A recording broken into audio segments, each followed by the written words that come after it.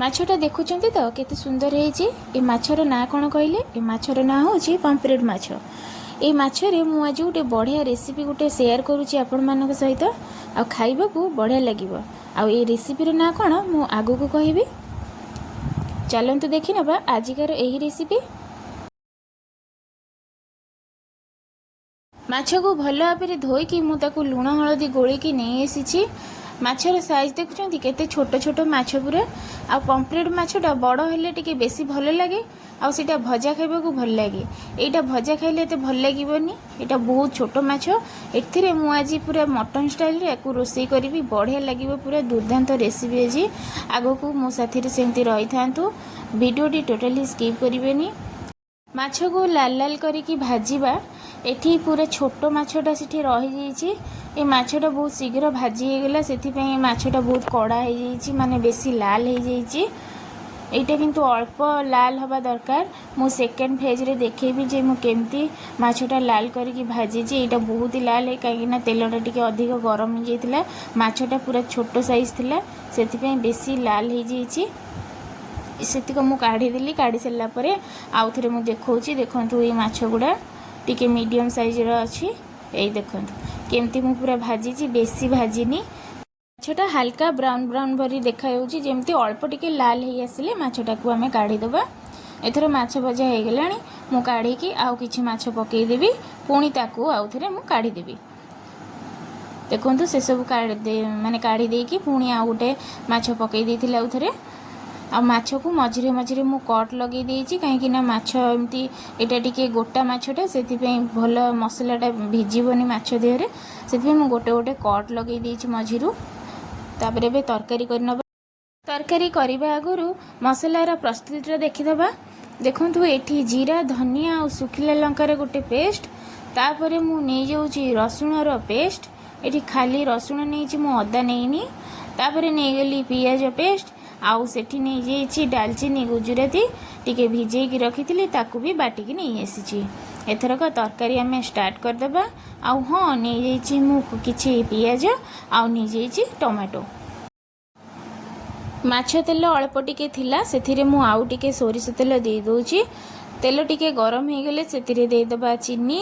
चीनी पर दालचीनी तापरे मु नहीं गली तेजपत्र। जदि आपणकर आउ किछि ऐड करिवार अछि तो आउ किछि ऐड कर देबे। आउ सिथिरे टिके कच्चा लंका भी दे देबे।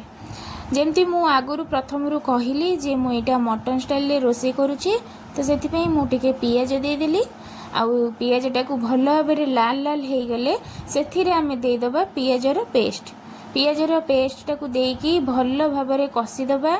मसला रु तेल छाड़ी गले पुणी ताकू दे दबा आमे रसुणर पेस्ट। एठी टिके पूरा कलर चेंज हो जाइछि मसलार कलर काहेकि ना एटा माछ तेलटा थिला सेथिपई मसलार कलर टिके चेंज हो जाइछि। एथरक मु दे देली रसुणर पेस्ट। दे सला परे आकू भी पूरा सेमती कसी नबा आउ थरे जेमती सेटा टिके सुखिला सुखिला हेई आसिले मसलाटा सेतिरे दे दबा आमे जीरा धनिया पेस्ट कर रखिथिबा को सेटा को आमे दे दबा। देकी भल भाबरे टिके कसी दबा। आउ कसी की सेथिरे दे दबा आमे कटा टमाटो। कटा टमाटो को मु एठी दे दोछि। आपण जदि ग्रेवी करिबा को चाहउथांती ताले टमाटो को टिके पेस्ट करिकि नै आसीबे। मोर एठी बेसी ग्रेवी दरकार नै सेथिपई मु एठी मसाला फ्राई बनेबी। मसलाटा भल भाबरे कसा हेई गलानी। मसला को अल्प टिके कसी दबा। कसी सारा पर से तार नीतिदिनिया सांग मानक आमे दे दबा। एठी मु दे दोछि काश्मीरी रेड चिल्ली। आउ दे देली हळदी पाउडर। आउ दे देली स्वाद अनुसार लुण। एठी मु लंका बाटिकी नेइथिली मु आउ सेतिपई लंका पाउडर नौनी। मु एठी टिके कलर हेबा पई काश्मीरी रेड चिल्ली नै जाइछि। ए सब को टिके भल भाबरे मिक्स कर देबा। मिक्सिंग मिक्सिंग मिक्सिंग ताकू करिकी सेथिरे टिके आमे पानी दे देबा। मसलाटा टिके सुखिला लागुची अल्प तेल जेहेतु देइछि सेथिपई सुखिले सुखिले लागुची। ताकू आमे अल्प टिके पानी दे दिले से एडजस्ट हो जिवो आ मसला कसिया पई भी सुविधा हबो। तो मु कोन करछि अल्प टिके मसला जार धोइकी सेथिरे मु दे दोछि पानी। पानी देकी ताकू आउ टिके कसी देबा। आउ एई रेसिपीटा आपण मानकू किपरि लागुची कमेंट माध्यम रे निहाती जणेबे। आउ काहाकू पाम्पलेट माछ खाइबा को पसंद ସେଇଟା ବି କମେଣ୍ଟ ମାଧ୍ୟମରେ ନିଶ୍ଚୟ ଜଣାଇବେ। ତାହେଲେ ମୋତେ ବି ଜଣାପଡ଼ିବ ଯେ ମୋ ପରି ଆଉ ମୋ ସାଙ୍ଗମାନେ କିଏ ସବୁ ପାମ୍ପଲେଟ୍ ମାଛ ଖାଇବାକୁ ପସନ୍ଦ କରନ୍ତି। ଦେଖନ୍ତୁ ମସଲାଟା ଭଲ ଭାବରେ ପୁରା କଷି ହେଇଗଲାଣି, ଲାଲ ଲାଲ ହେଇକି। ଏଠି ପାଣି ଦେଇଦେବା ଆମେ, ଯେତିକି ଆମର ପାଣି ଦରକାର ସେତିକି ଆମେ ପାଣି ଦେଇଦେବା। ଏଠି ଯେମିତି ମୁଁ କହିଲି ଏଠି ଟିକେ ବେଶୀ ଗ୍ରେଭି ମୋର ବନେଇବାର ନାହିଁ, ତ ମୁଁ ମାଛର କ୍ୱାଣ୍ଟିଟି ଦେଖିକି ମୁଁ ପାଣି ଏଠି ନେଇଯାଉଛି। ଆପଣମାନେ ବି ସେମ୍ ମାଛର କ୍ୱାଣ୍ଟିଟି ଦେଖିକି ପାଣି ନେଇଯିବେ। ଆଉ ଯଦି ଆପଣ ଏଠି ପାମ୍ପଲେଟ୍ର ଝୋଳ ବି ବନେଇବାକୁ ଚାହୁଁଛନ୍ତି ସେମ୍ ପ୍ରୋସେସ୍ରେ ଏମିତି ଝୋଳ ବନେଇଦେବେ। ଆଉ ସେଥିରେ ଲାଷ୍ଟକୁ ଟିକେ ଗରମ ମସଲା ଆଡ଼୍ କରିଦେବେ, ନହେଲେ ମୋରି ପରି ଡାଲଚିନି ଗୁଜୁରାତି ବାଟିକି ତାକୁ ବି ଆଡ଼୍ କରିଦେବେ। ତାହେଲେ ସେଇଟା ବି ବହୁତ ବଢ଼ିଆ ଟେଷ୍ଟ ଆସିବ। ଦେଖନ୍ତୁ ମୁଁ ଏଇଠି ପୁରା ବଢ଼ିଆ ଭାବରେ ପାଣିକୁ ଦେଇଦେଲି, ଦେଇକି ଏବେ ଟିକେ ମିଶାଇ ଦେଉଛି ମସଲା ସହିତ ପାଣିଟାକୁ ମିଶାଇକି ତାକୁ ମୁଁ ଏଇନେ କଭର୍ କରିକି ଛାଡ଼ିଦେବି। ତରକାରୀଟା ପୁରା ଗବ ଗବ ହେଇକି ପୁରା ଫୁଟିଲାଣି ଆମର। ଦେଖନ୍ତୁ ଆହୁରି ଟିକେ ପାଣି ସେଥିରେ କମିବ, ମାନେ ଆଉ ଟିକେ ଫୁଟି ଫୁଟି ପାଣିଟା ତା ଦେହରେ ମରିଯିବ, ସେତେବେଳେ ଆମେ ତାକୁ ଯାଇକି ମାଛ ପକାଇବା। ଦେଖନ୍ତୁ ଭଲ ଭାବରେ ପୁରା ମାଛଟାକୁ ମସଲାଟାକୁ ଏମିତି ମୁଁ ପୁରା ଗ୍ରେଭି ଟାଇପ୍ର ବନେଇ ଦେଇଛି। ଏଇଟା ବେଶୀ ଗ୍ରେଭି ନାହିଁ। ସେଥିରେ ଦେଇଦେବା ଏଇନେ ମାଛକୁ ଦେଇ ସାରିଲା ପରେ ଆଉ ମାଛ ଦେବା ସମୟରେ ଧ୍ୟାନ ରଖିବେ, ଗୋଟା ମାଛ ଯେହେତୁ ଟିକେ ଖୋଲା ଜାଗାରେ କରିବା ପାଇଁ ଚେଷ୍ଟା କରିବେ, ନହେଲେ ଏଇ ମାଛଟା ବହୁତ ଶୀଘ୍ର ଭାଙ୍ଗିଯିବାର ବହୁତ ଚାନ୍ସ ଅଛି। କାହିଁକିନା ଟିକେ ଟିକେ ଯଦି ଆମେ ତାକୁ କିଛି ମାନେ ସେଥିରେ ପିଠା କାଠି ଲଗାଇଦେବା କି କ'ଣ କରିବା, ତ ସେଇଟା ଅଟୋମେଟିକ୍ ବାଢ଼ିଲା ବେଳେ ଆମର ଭାଙ୍ଗିଯିବ ମାଛଟା।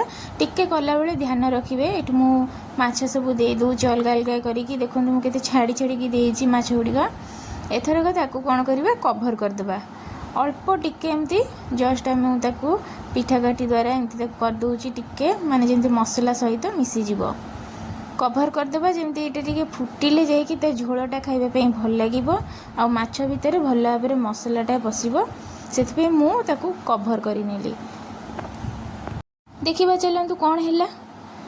ବାଃ ବଢ଼ିଆ ପୁରା ଭଲ ଭାବରେ ମସଲାଟା ମିଶିଗଲାଣି ମାଛ ଦେହରେ ପୁରା। ସେଥିରେ ମୁଁ ଏଇନେ ଦେଇ ଦେଉଛି ଡାଲଚିନି ଗୁଜୁରାତିର ଯେଉଁ ପେଷ୍ଟ ମୁଁ ବନେଇଥିଲି ସେଇଟା ମୁଁ ଏଇନେ ଲାଷ୍ଟକୁ ଦେଇଦେଉଛି। ଡାଲଚିନିର ପେଷ୍ଟ ଦେବା ପରେ ମୁଁ ତାକୁ କଭର୍ କରିକି ଆଉ 2-3 ମିନିଟ୍ ରଖିବି, କାହିଁକିନା ଆଉ ଟିକେ ପାଣିଟା ତା'ର ମାନେ ଶୁଖିବାକୁ ଟିକେ ଆଉ ଟିକେ ଲାଗିବ। ସେଇଟା ପୁରା ଶୁଖା ଶୁଖା ହେବ, ସେଥିପାଇଁ ଆଉ ଟିକେ ମୁଁ କଭର୍ କରିକି ଦେଇଦେଉଛି। ଦେଖନ୍ତୁ ପୁଣି ମୁଁ ଫେରି ଆସିଲି କଭର୍ କରି 2-3 ମିନିଟ୍ ପରେ। ପୁରା ଏଇଟା ପରଫେକ୍ଟ ଗ୍ରେଭିଟା ତା'ର ହେଇଛି, ଯେତିକି ମୋର ରହିବା କଥା ଗ୍ରେଭିଟା ସେଇ ଟାଇପ୍ର ରହିଛି। ଆପଣମାନେ ଚାହିଁଲେ ବି ଆଉ ଟିକେ ଗ୍ରେଭି କରିପାରିବେ କିମ୍ବା ଆଉ ଟିକେ ପତଳା ଝୋଳ କରିପାରିବେ। ପୁରା ପ୍ରସ୍ତୁତ ହୋଇଗଲା ଆଜି ମୋର ଗରମା ଗରମ ପମ୍ପଲେଟ୍ ମସଲା ଫ୍ରାଏ। ଦେଖନ୍ତୁ ଆଉ ଏହି ରେସିପିଟି ଆପଣମାନଙ୍କୁ କାହାକୁ ପସନ୍ଦ କମେଣ୍ଟ ମାଧ୍ୟମରେ ନିଶ୍ଚୟ ଜଣାଇବେ। ଏବେ ତାକୁ ଗରମା ଗରମ ଆମେ ପରଷି ଦେବା। ଆଜିକାର ଏହି ରେସିପି ଆପଣମାନଙ୍କୁ କିପରି ଲାଗିଲା କମେଣ୍ଟ ମାଧ୍ୟମରେ ନିହାତି ଜଣାଇଦେବେ। ତା ସହିତ ଛୋଟ ଲାଇକ୍ଟେ ନିଶ୍ଚୟ କରିଦେବେ। ଯଦି ଆପଣମାନଙ୍କୁ ଏହି ରେସିପିଟି ଭଲ ଲାଗୁଥାଏ ତାହେଲେ ସାଙ୍ଗମାନଙ୍କ ପାଖକୁ ନିଶ୍ଚୟ ସେୟାର କରିବେ, ଯାହାଫଳରେ କି ସେମାନଙ୍କ ପାଖରେ ଏମିତି ନୂଆ ନୂଆ ରେସିପି ପହଞ୍ଚି ପାରିବ। ଆଉ ମୋ ପାଇଁ ଛୋଟ ସବସ୍କ୍ରାଇବ୍ଟେ ନିଶ୍ଚୟ କରିଦେବେ, ଯାହାଫଳରେ କି ବି ମୋତେ ବି ଟିକେ ଆଗ୍ରହ ଲାଗିବ ନୂଆ ନୂଆ ଭିଡ଼ିଓ ଆପଣମାନଙ୍କ ପାଇଁ ନେଇ ଆସିବା ପାଇଁ। ଦେଖନ୍ତୁ ପ୍ରସ୍ତୁତ ହୋଇଗଲା ଆଜିର ପାମ୍ପଲେଟ୍ ମାଛର ମସଲା ଫ୍ରାଏ। ତ ଆଜିର ଭିଡ଼ିଓ ମୁଁ ଏଇଠି ଶେଷ